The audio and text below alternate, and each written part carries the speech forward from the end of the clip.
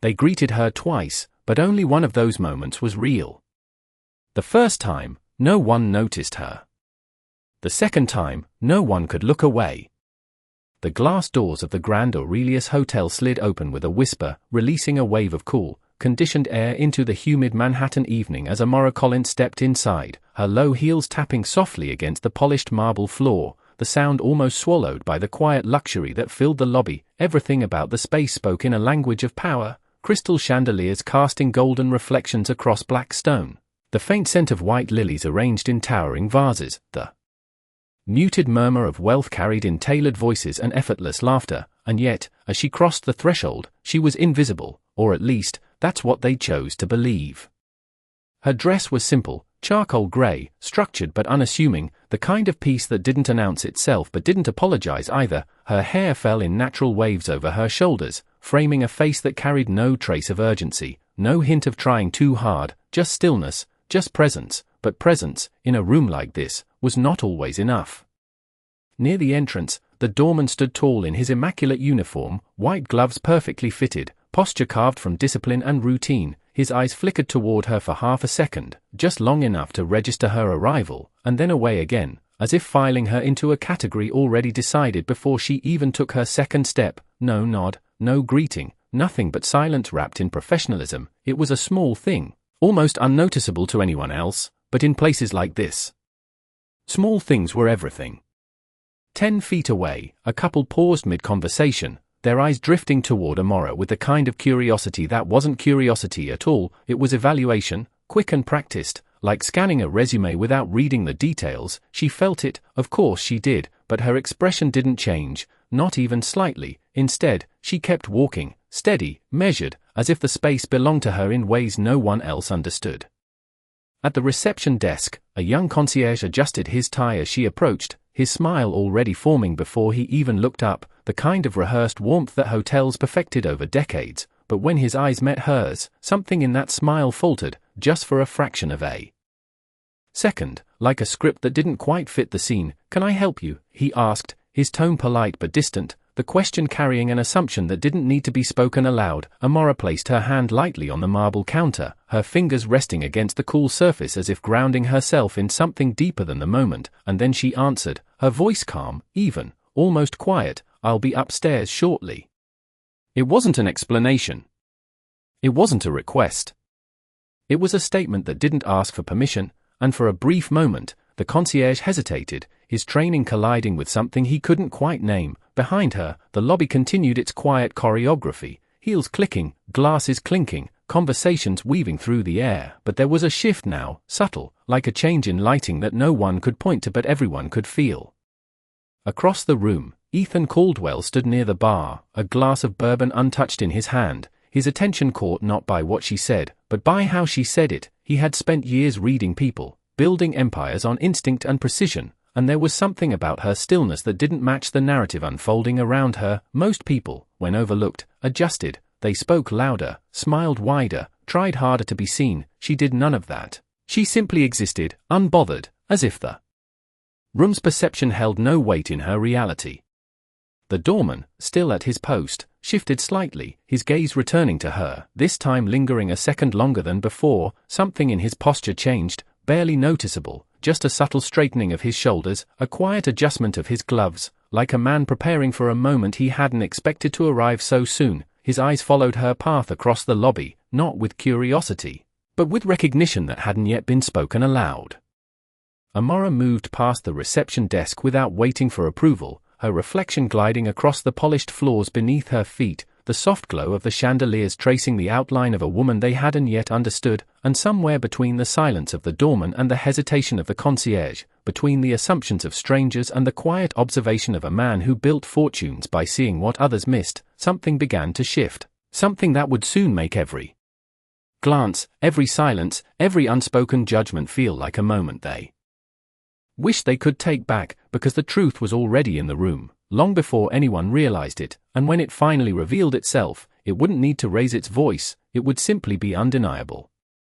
The elevator doors remained closed at the far end of the lobby, a seamless panel of mirrored steel that reflected everything except the truth standing in front of it, and as Amora moved closer, the subtle rhythm of the room began to fracture in ways that could not be explained by sound alone. It was in the pauses, in the half-finished sentences, in the way conversations bent slightly around her presence as though something unspoken had entered the air.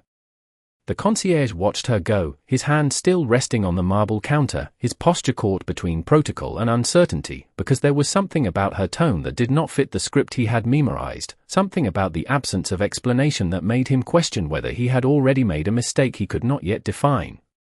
Behind him, a manager's voice crackled softly through an earpiece, too low for anyone else to hear, but enough to shift the energy in his stance. His shoulders straightened, his eyes flicked toward the entrance again, and for the first time since Amora walked in, he looked not at her clothes, not at her posture, but at her with attention that carried weight. Across the room, Ethan Caldwell set his glass down without taking a sip, the amber liquid catching the light as it settled back into stillness, mirroring the way his thoughts were beginning to sharpen. He had seen confidence before, had built entire negotiations around it, but this was not confidence in the way most people performed it. There was no edge, no urgency, no need to be validated by the room. And that absence made it impossible to ignore. He took a step forward, then another, not toward her directly, but closer to the center of the lobby where perspective shifted and details became clearer, and from that angle, he saw something the others had not yet recognized, the way the staff's attention was beginning to pivot, not openly, not dramatically, but with the quiet precision of people receiving information they were not prepared for. The doorman, still positioned at the entrance, adjusted his stance again, his gaze now fixed entirely on Amora's back. As she approached the private elevator, and there was something in his expression that no longer resembled routine, it was recognition, not fresh, not new, but delayed, as if a memory had just aligned with the present in a way that demanded correction. His gloved hands came together briefly, smoothing the fabric with deliberate care, and then he stepped forward, one measured step that shifted his role from observer to participant in a moment no one else yet understood. Amora stopped just short of the elevator, her reflection meeting her in the mirrored surface, a woman composed entirely of stillness and certainty, and for a fraction of a second, the room seemed to hold its breath without knowing why. The manager appeared then, moving quickly from behind the reception desk, his expression carefully controlled but unable to hide the urgency beneath it. He approached with a pace that was just short of a run, his polished shoes echoing against the marble floor in a way that cut through the ambient noise like a signal. He began, his voice lower than before, more precise, more respectful, but the word itself felt inadequate, like an outdated title applied too late, and he corrected himself almost immediately. Ms. Collins. The name landed differently, not loud, not dramatic, but with a weight that shifted everything around it. The concierge froze, his earlier hesitation crystallizing into realization, and nearby conversations faltered as the subtle hierarchy of the room rearranged itself in real time. Ethan's eyes narrowed slightly, not in suspicion, but in focus, because now there was context, now there was a pattern forming, and patterns were something he understood better than most. Amora turned her head just enough to acknowledge the manager, her expression unchanged, her gaze steady, and in that small movement, the power dynamic of the entire lobby tilted in a direction no one could ignore anymore. Everything is prepared, the manager continued, his tone carrying a careful balance of professionalism and something deeper, something closer to deference, and Amora nodded once, a simple gesture that confirmed more than any explanation could have. Behind them, the doorman took another step forward, and this time, when he spoke, his voice carried clarity, certainty, and something unmistakably different from before. "Welcome back, Ms. Collins." The words echoed softly against the marble and glass, not loud enough to command attention, but impossible to dismiss. Because this was not the greeting of a guest, this was the recognition of someone who belonged in a way that rewrote every assumption made just moments earlier. The shift was immediate, not in noise, but in perception, the kind of change that moved through people silently but completely, altering the way they stood, the way they looked, the way they understood what they were seeing. Ethan exhaled slowly, the realization settling into place with the precision of a final piece in a complex structure, and for the first time since she entered, he did not see a woman being overlooked, he saw a woman who had allowed herself to be, and that distinction changed everything. The elevator doors parted without a sound, revealing a private interior lined with brushed gold panels and soft ambient lighting that felt less like transportation and more like transition, and as Amora stepped inside, the shift in the lobby behind her did not follow her physically, but it lingered in the air she left behind, reshaping the room in ways no one could undo. The manager remained just outside the threshold, his posture rigid with respect, his earlier urgency now transformed into careful restraint, as if even a step too close would cross a line he had only just realized existed, and the concierge, still at the desk, lowered his gaze briefly, not out of instruction, but out of instinct, the kind that emerges when understanding arrives too late to prevent the mistake.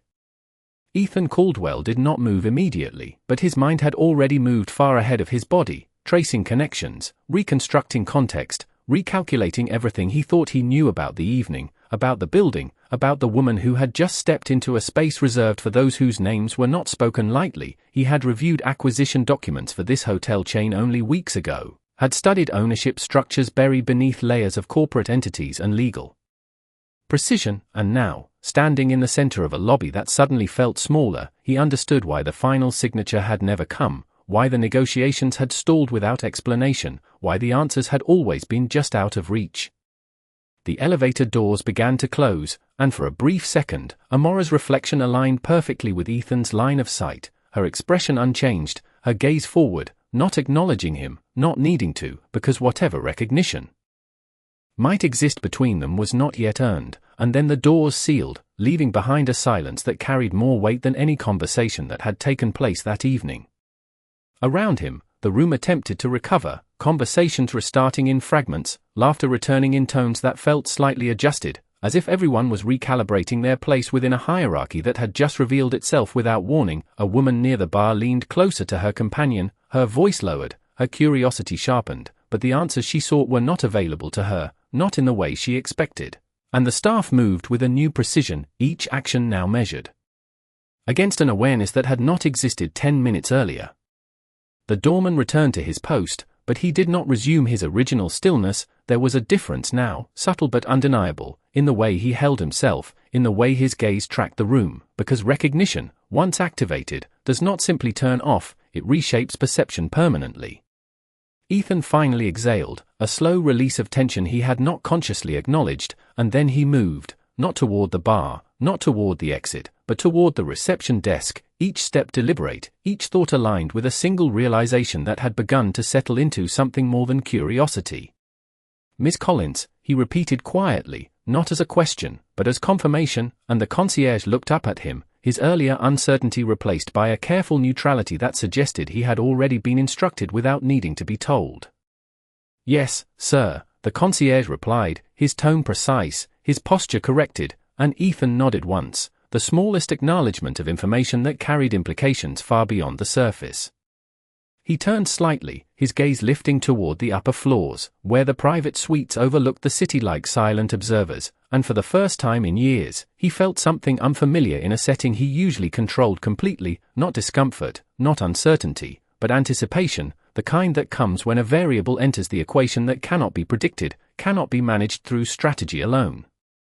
Because this was not a negotiation he could prepare for in advance, not a meeting he could structure with terms and leverage, this was something else entirely, something that required a different kind of understanding, one that began not with power, but with perspective. Somewhere above, beyond the reach of the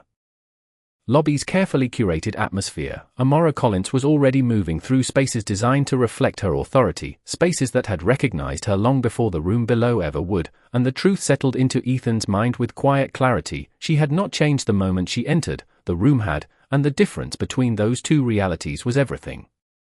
The private elevator rose in complete silence, its smooth ascent measured only by the faint shift in light as each floor passed unseen, and Amora Collins stood perfectly still within it, her reflection multiplied across the mirrored panels, not fragmented, but reinforced, as if every angle confirmed the same truth that the lobby below had failed to recognize. Her posture remained relaxed, her hands resting naturally at her sides, and yet there was an undeniable authority in the way she occupied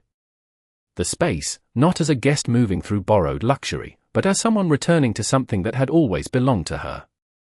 When the doors opened again, it was not into another corridor, but into a private vestibule lined with dark wood and soft gold lighting, a transition designed not for display, but for privacy, and waiting just beyond the threshold stood two senior staff members, already positioned, already prepared, their expressions composed with the kind of precision that comes from understanding exactly who they were about to receive. "Good evening, Miss Collins," one of them said, his voice steady, respectful, without hesitation, and Amora inclined her head slightly, acknowledging the greeting without breaking the quiet rhythm of her movement as she stepped forward. The space beyond unfolded into a private executive suite overlooking the city, floor-to-ceiling windows framing Manhattan in a panorama of light and motion, the skyline stretching for miles like a living map of ambition, and yet inside the suite, everything was controlled, intentional, designed to remove distraction and amplify focus. A long glass table stood at the center, already set with documents, tablets, and a single folder placed precisely at the head, its position unmistakable. "The board is assembled," the second staff member informed her, his tone measured, as if each word had been rehearsed for clarity rather than effect, and Amora nodded once, her gaze moving briefly to the city beyond the glass before returning to the room, grounding herself not in the view, but in the purpose that had brought her here. Back in the lobby, the ripple she left behind had not settled, it had deepened, evolving into something more structured, more aware. As staff moved with heightened attention, each action now filtered through an understanding that had arrived too late to prevent the initial misjudgment. The concierge adjusted the placement of a pen that did not need adjusting, a small gesture masking a larger recalibration, while the manager reviewed his reflection briefly in the polished surface of a nearby column, ensuring that every detail aligned with the standard now expected of him, not by policy, but by presence. Ethan Caldwell remained where he stood for a moment longer, his gaze still directed toward the upper levels, but his thoughts had already shifted into motion, assembling a new framework around information that had just revealed itself in fragments. He reached into his jacket pocket, retrieving his phone, and within seconds, the screen illuminated with data he had studied before: ownership structures, executive summaries, strategic reports, all of it now reframed by a single name that had moved from abstraction to reality. He had known of Collins Holdings, of course he had, anyone operating at his level did, but the entity had always been distant, led behind anonymity and discretion, its leadership intentionally obscured, its decisions executed with precision that left no room for speculation. And now, standing in a hotel he had once believed he could acquire, he understood the reason for that distance. It was not avoidance, it was control. He lowered the phone slowly, the implication settling into place with a clarity that did not require confirmation, and for the first time in years, he recognized a situation where his usual advantages, information, leverage, timing, were not enough on their own.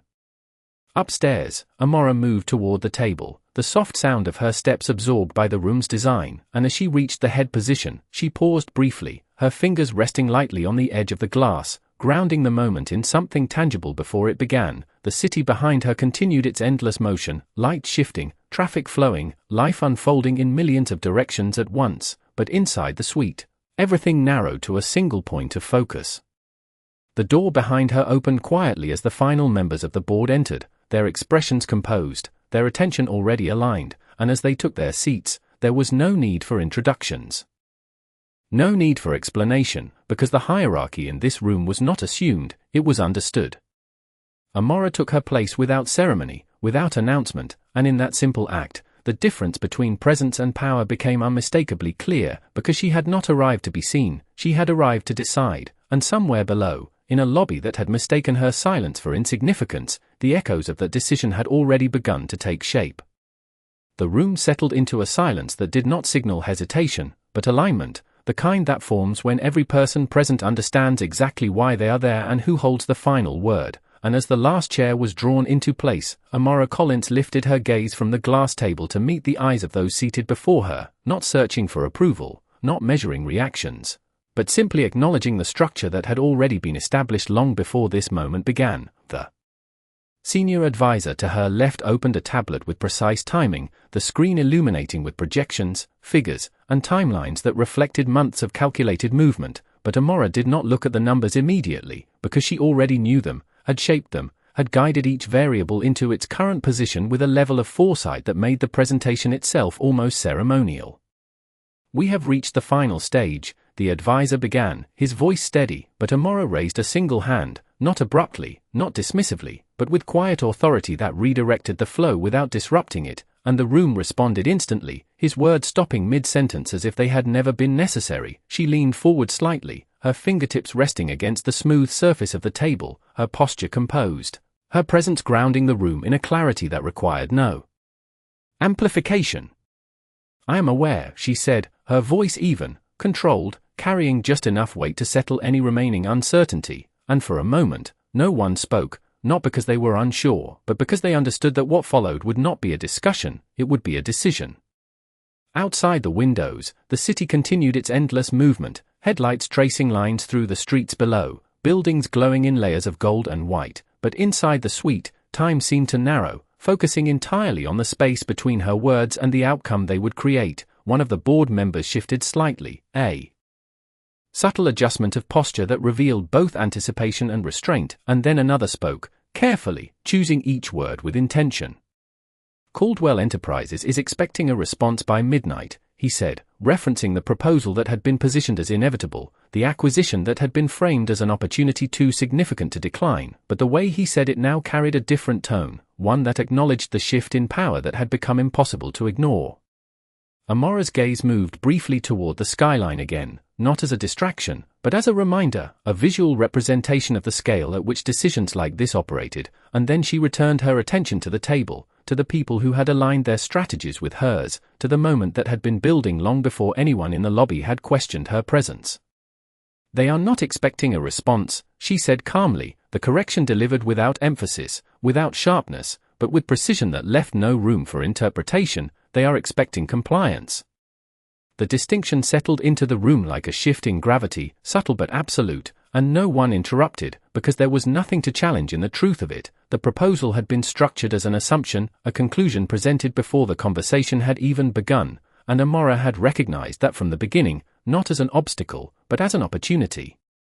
She reached for the folder placed before her, opening it with deliberate ease, revealing a single document that had already been prepared, already been finalized, requiring no edits, no revisions, because the outcome it represented had never been uncertain from her perspective. She turned it slightly, allowing those closest to her to see the header, the language clear, the decision unmistakable. "We decline," she said, her voice steady, her tone unchanged, as if the weight of the statement was not in how it was delivered, but in the certainty behind it, and for a brief second, the room held that sentence in silence, not out of surprise, but out of recognition of its impact. Across the table, the advisor nodded once, not in agreement, but in acknowledgement, already shifting his focus to the next steps, the communications that would follow, the adjustments that would ripple outward from this moment into markets, into negotiations, into strategies that would now have to adapt to a reality they had not anticipated. Amora closed the folder, her hand resting on it for a moment longer, grounding the decision in something physical before letting it move beyond the room, and then she leaned back slightly, her posture relaxing just enough to signal that the outcome had been reached. "Prepare the statement," she added, her voice soft but definitive, "and ensure it is delivered at 11:59. The timing was not arbitrary, and everyone in the room understood why. It was not about delay, it was about control, about defining the moment on her terms rather than responding to someone else's expectations. Below, in a lobby that had already begun to reinterpret everything it thought it understood, Ethan Caldwell stood with his phone still in his hand, the glow of the screen reflecting faintly in his eyes as he reviewed the same proposal that was now being rewritten above him, and for the first time since he entered the building, he felt the edge of something he did not often encounter, not doubt, not uncertainty, but the realization that he was no longer the one setting the pace, because somewhere above, in a room he had not yet entered, a decision had just been made that would reach him before he could reach it, and the difference between those two realities was already shaping what would come next.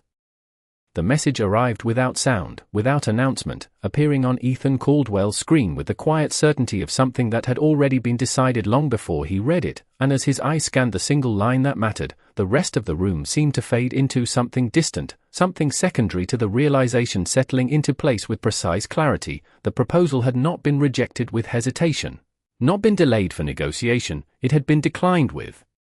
timing so exact it felt deliberate, controlled, and unmistakably final.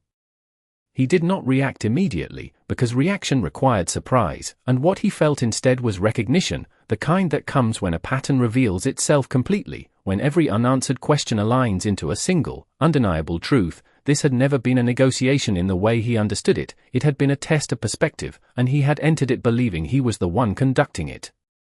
Around him, the lobby continued its carefully maintained rhythm, but now every movement carried a subtle awareness, a recalibration that had not existed earlier that evening. The concierge stood straighter, his attention sharper, his earlier assumptions replaced by a discipline that bordered on caution, while the manager maintained a composed exterior that concealed the quiet urgency of someone who understood the importance of every detail from this moment forward. Ethan lowered his phone slowly, the screen dimming as the message settled into memory rather than display, and then he looked up, not toward the bar, not toward the entrance, but toward the elevators that had carried Amora Collins out of sight and into a space where decisions were made without audience or approval. For a brief moment, he considered leaving, not out of defeat, but out of calculation, because in most situations, the next move would be to reassess privately, to reconstruct strategy away from observation, but something about this moment resisted that instinct. This was not a situation that would wait for him to regain control, and more importantly, it was not one that required control in the way he had always defined it. He took a step forward, then another, his path now directed with intention toward the reception desk, where the concierge looked up immediately, his expression composed, his posture aligned with a standard that had shifted in real time. "Is Ms. Collins available?" Ethan asked, his voice calm, measured, carrying none of the urgency that might have been expected, because urgency, in a setting like this, rarely produced results, and the concierge hesitated only briefly, not out of uncertainty, but out of protocol, before responding with equal precision. "Ms. Collins is currently in a private meeting, sir," he said, his tone respectful, but firm in its boundary, and Ethan nodded once, acknowledging not just the answer, but the structure behind it, the system that operated independently of his expectations. He did not press, did not attempt to bypass, because the message he had received made one thing clear: access, like everything else in this equation, was not assumed, it was granted. "Then I will wait," he said simply, his words not a demand, not a negotiation, but a decision that aligned with the understanding forming within him, and without further explanation, he moved toward a seating area positioned near the center of the lobby, a space that offered visibility without intrusion, presence without disruption. He sat down with the same composed ease he carried into boardrooms and negotiations, but this was different, not in environment, but in dynamic, because for the first time in a long time, he was not the one being anticipated, he was the one choosing to observe. Minutes passed, measured not by impatience, but by awareness, as he watched the subtle choreography of the hotel continue around him, each movement now carrying a clarity that had been absent before. The staff no longer moved with assumption, but with intention, each interaction calibrated, each gesture aligned with a standard that had been redefined by a single arrival. And as Ethan sat there, his gaze occasionally lifting toward the elevators, he understood something that could not be quantified, could not be written into a contract or negotiated through leverage. Power, real power, did not announce itself when it entered a room, it revealed itself when the room realized it had been there all along. Somewhere above, beyond the reach of the lobby's polished surface and controlled atmosphere, Amora Collins was concluding a meeting that had already reshaped the trajectory of his plans, and the realization settled into him with a quiet certainty: whatever came next would not be about reclaiming control, it would be about understanding the terms he had not been aware he was already operating within. Time did not slow in the lobby, but it changed in quality, stretching into something more deliberate, more aware, as if every second now carried a quiet expectation of what would happen next, and Ethan Caldwell remained seated in that stillness, not checking his phone, not shifting impatiently, but watching, observing, allowing the environment to reveal itself in ways that were no longer hidden behind assumption. The staff moved with heightened precision, each gesture measured, each interaction aligned with a standard that had clearly been reinforced from above, and even the guests, though unaware of the full context, seemed to sense that something had shifted, their voices slightly lower, their attention more focused, as if the space itself had recalibrated around an unseen center. The elevators remained closed, their mirrored surface reflecting the room without offering any indication of what was happening beyond them, and Ethan's gaze returned to them more than once, not out of impatience, but out of recognition that whatever came next would emerge from that point, from that quiet threshold between what was known and what had yet to be revealed. Minutes passed.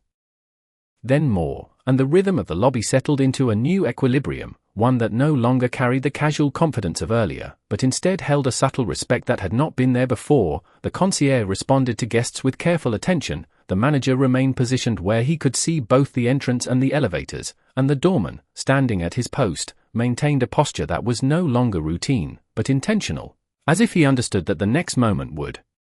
matter in a way the first one had not. Then, without announcement, the elevator doors opened. It was not a dramatic entrance, not accompanied by sound or movement that demanded attention, but the effect was immediate, because those who were paying attention felt it before they saw it. Amara Collins stepped out with the same composed presence she had carried when she arrived, her expression unchanged, her posture steady, but now the space responded differently, not with curiosity, not with evaluation, but with recognition that had already been established above and was now extending downward into every corner of the room. The manager moved first, approaching with a pace that was controlled but unmistakably purposeful, his voice quiet as he spoke. "Miss Collins, everything is ready for your departure," and she nodded once, a simple acknowledgement that required no elaboration, her attention already shifting toward the exit as if the moment behind her had been completed long before anyone else realized it had begun. Ethan stood then, not abruptly, not in a way that drew attention, but with a natural ease that matched the tone of the room, and for a brief second, their paths aligned, not directly, but within the same field of presence, and he stepped forward, closing the distance just enough to be acknowledged without intrusion. "Miss Collins," he said, his voice calm, measured, carrying none of the authority he had used in other settings, because here, in this moment, authority was not something he could assume, it was something he had to approach differently, and she turned her head slightly, her gaze meeting his for the first time, her expression steady, her eyes clear, reflecting neither surprise nor resistance, but a quiet awareness of exactly who he was. "Mr. Caldwell," she replied, her voice even, precise, not a question, not an introduction, but recognition delivered without emphasis, and for a moment, the space between them held a balance that neither of them attempted to shift too quickly. "I received your response," he continued, choosing his words with the same care he used in negotiations, but without the expectation of control, and I wanted to understand it directly. The statement was simple, but it carried intent, not confrontation, not challenge, but clarity, and Amara regarded him for a brief second, measuring not the words themselves, but the posture behind them, the shift that had brought him from assumption to inquiry. "Understanding," she said softly, "usually comes before the offer, not after it," and the sentence settled between them with the same precision as everything else she had said that evening, not dismissive, not unkind, but definitive in a way that reframed the entire interaction. Ethan nodded slightly, accepting the correction without resistance, because he recognized its truth, and for the first time in a long time, he adjusted not his strategy, but his perspective. "Then I am here to begin correctly," he said, and there was no urgency in his tone, no attempt to accelerate the moment, just a quiet acknowledgement of where he stood within it. Amara held his gaze for a second longer, then inclined her head slightly, a gesture that did not grant access, but did not deny it either, and then she turned, continuing toward the exit with the same measured steps, the conversation left open, not unresolved, but unfinished by design. The doorman stepped forward as she approached, his posture impeccable, his presence now fully aligned with the recognition he had corrected earlier, and as he opened the door, his voice carried with it a clarity that had not been present the first time. "Good evening, Miss Collins," he said, the word simple, but complete, and as she passed through the doorway into the city beyond, the difference between the two greetings remained in the air, not as a mistake, but as a lesson that had already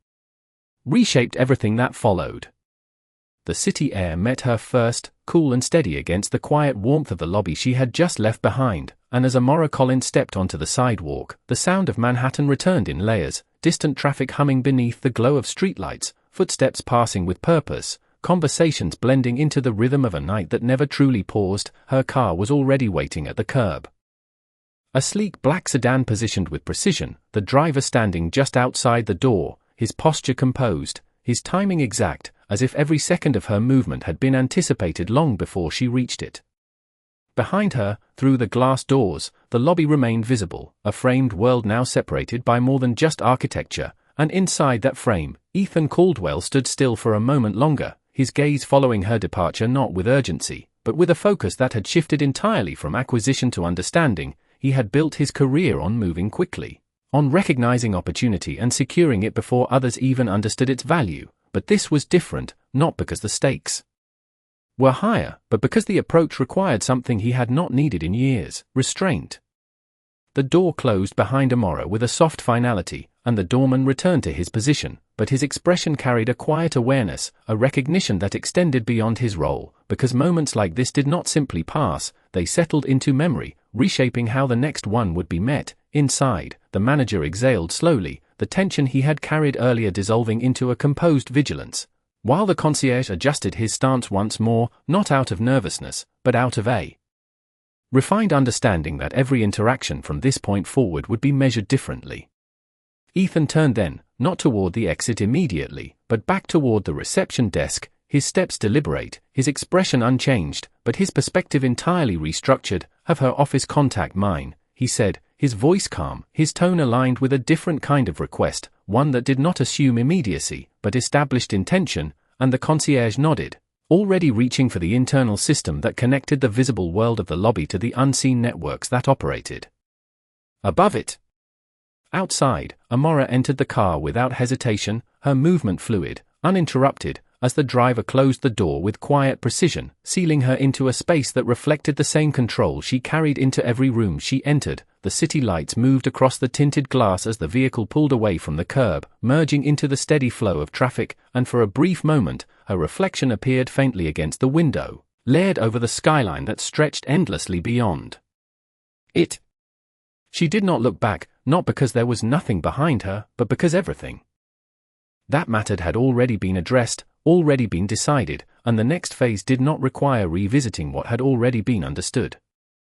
Inside the car, her phone rested on the seat beside her, the screen lighting briefly as a message appeared, then another, updates flowing in from teams already moving forward with the decision she had finalized, and she glanced at them only once, confirming what she already knew: execution had begun. Back at the hotel, Ethan stepped outside moments later, the night air meeting him with a contrast that sharpened his focus rather than dispersing it, and he paused just beyond the entrance, his gaze scanning the street not in search of her car, but in recognition of the path that had just diverged from his expectations. For the first time in years, he was not calculating how to secure control, he was considering how to earn access. He reached into his pocket, retrieving his phone once more, but this time, he did not open a document, did not review numbers or projections. Instead, he composed a message, brief, direct, and entirely different from the offers he had sent before. It was not a proposal, not yet. It was a request for a conversation, structured not around acquisition, but around alignment. He paused for a second before sending it, not out of doubt, but out of awareness, because timing, as he had just learned, was not about speed, it was about precision. The message was sent, disappearing into the same network that had delivered her response to him earlier, and as he lowered the phone, the city moved around him in its constant rhythm, unchanged and yet entirely different in the way he now perceived it. Somewhere ahead, moving through the same streets under the same lights, Amora Collins continued forward without interruption, her path already defined by decisions that did not need to be explained to be understood, and behind her, in a space that had once mistaken her silence for absence, a new awareness remained, not loud, not dramatic, but permanent, because some moments do not demand attention, they redefine it, and once that shift occurs, nothing returns to the way it was before. The message reached her before the car crossed the next intersection, appearing on the screen with the same quiet precision that defined everything else in her world, and Amora Collins glanced at it. Only once, her eyes moving across the words without lingering, without reaction, because the intention behind it was already understood before it was ever written, a request for a conversation, not framed by urgency, not disguised as leverage, but presented with a clarity that suggested something had shifted on the other side, something that could not be reversed by strategy alone. Outside, the city stretched forward in endless motion, streetlights passing in measured intervals, reflections sliding across the glass like fragments of time, and inside the car, everything remained composed, controlled, aligned with a rhythm that did not need to be accelerated. She did not respond immediately, not because she was considering whether to engage, but because timing, as always, would define the value of the response, and for now, silence carried more precision than words. Across the city, Ethan Caldwell stood still for a moment longer before beginning to walk, his pace unhurried, his direction no longer dictated by habit, but by a new awareness that had settled into his decisions. He had sent the message not as a tactic, but as an acknowledgement, a recognition that the dynamic had shifted and that any future interaction would need to begin from that truth. The streets around him moved with familiar energy, but his focus remained inward, reconstructing not the proposal he had already lost, but the approach he had not yet fully understood, because what he had encountered that evening was not resistance, it was clarity, and clarity did not negotiate, it defined terms.